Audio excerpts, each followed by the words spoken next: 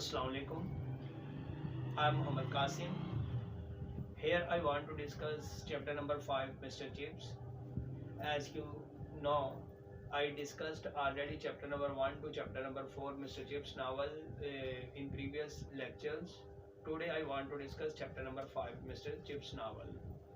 Please subscribe my channel to connect with me through the social media channels. No, today I want to discuss chapter number 5, Mr. Chips novel.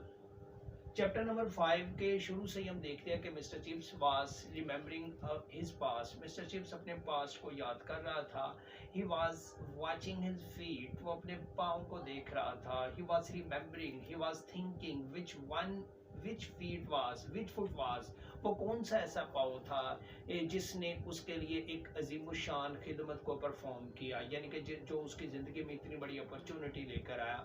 हम Catherine की entry के बारे में जब novel के अंदर देखते हैं, Catherine how Catherine entered in the life of Mr. Chips, entered in the novel of Mr. Chips। Mister Chips के नावल में या मिस्टर चिप्स के लाइफ में कैथराइन की एंट्री कैसे हुई।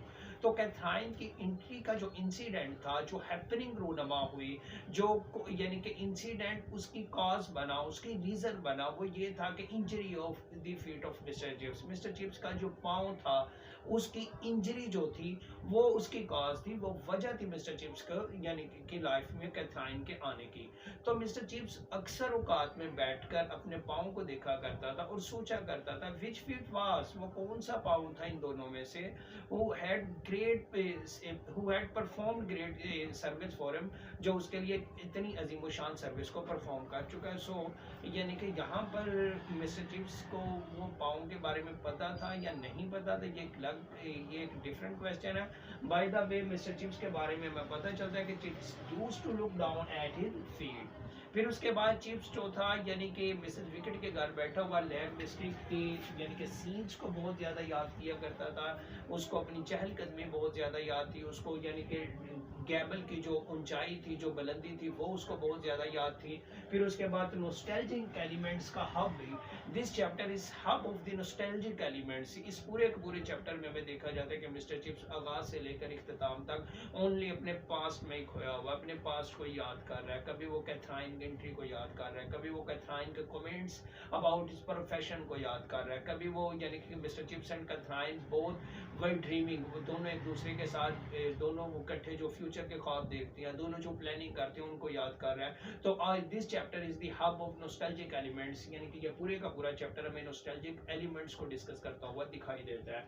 फिर उसके बाद chips and Catherine both were dreaming about future, दोनों फ्यूचर के बारे में ख्वाब देख रहे हैं। Both were planning in this chapter, इस चैप्टर में हम देखते हैं कि chips was remembering about remembering the future planning से विद कैथराइन। कैथराइन के साथ उसने जो जो फ्यूचर प्लानिंग्स की थी, जो भी थी, उन सबको याद कर रहा है। फिर उसके बाद this is the most important aspect to discuss Katherine views about Chips profession. Chips के प्रोफेशन के बारे में कैथराइन के जो व्यूज थे, that is most interesting question, most important aspect of this chapter of novel.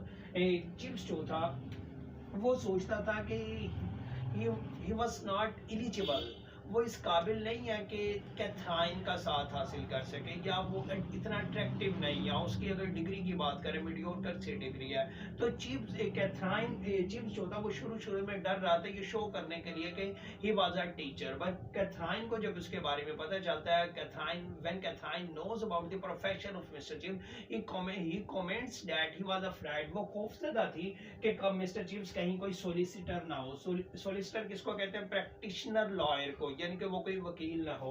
Catherine कोई stock broker या dentist या कोई बिजनेसमैन ना हो, यानी कि जो मर्चेंट का जो बिजनेसमैन हो, जो कपास का बिजनेस करता हो। तो चिप्स कैथराइन जो थी वो परेशान थी कि मिस्टर चिप्स जो था कहीं वो इनमें से कोई किसी कैटेगरी में फॉल ना करता हो। लेकिन when Katherine knows that Chips was a teacher, Katherine feels happy, यानी कि जब कैथराइन को ये पता चलता है कि चिप्स एक टीचर है तो वो बड़ी खुशी महसूस करती है। फिर उसके बाद चिप्स के एजुकेशनल एजुकेशनल स्टेटस को इस नावल के अंदर डिस्कस किया गया है कि चिप्स का एजुकेशनल जो स्टेटस था, चिप्स की जो डिग्री थी वो मेडियोकर से डिग्री थी।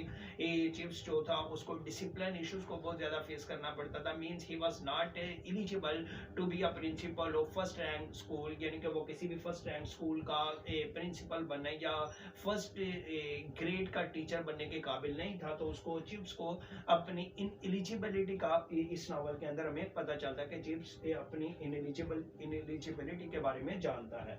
फिर उसके बाद है जी, chips considers that he is ineligible to marry a young and ambitious girl। Chips समझता है कि वो इस काबिल नहीं है कि उससे कोई यंग और एम्बिशियस गर्ल उससे शादी कर सके। क्यों? एक तो यह है कि चिप्स की डिग्री बहुत मेडियोकर से डिग्री है। चिप्स जो था यानी कि अपनी सर्विस के एतबार से, अपनी एजुकेशन के एतबार से, अपनी फील्ड के एतबार से ही was not a ambitious man, he was not attractive person, वो एक अट्रैक्टिव पर्सन नहीं था। चिप्स के व्यूज भी पुराने थे, वो द टाइम्स को पढ़ा करता था। चिप्स के वीमन के बारे में भी व्यूज होते वो और तरह के थे। फिर उसके बाद है जी कैथराइन के बारे में बैकग्राउंड, फैमिली बैकग्राउंड के बारे में पता चलता है कि Katherine had no parents, Katherine के माँ बाप नहीं थे। Was married from an aunt's house, उसको यानी कि शादी जो थी उसकी आंटी के, उसकी खाला के घर से की गई एलिंग के अंदर। तो Catherine had no parents, Katherine के फैमिली बैकग्राउंड के बारे में समटाइम्स क्वेश्चन पेपर में आ जाता है। फिर उसके बाद इस चैप्टर का मोस्ट इंटरेस्टिंग सीन जो है इस चैप्टर का, इस पूरे के पूरे चैप्टर का, और यहीं पर वो फ्रेज फर्स्ट टाइम यूज होती है जिसके नेम के साथ पूरे के पूरे नावल का नेम है mister Chips, goodbye mister Chips, यानी कि ओनली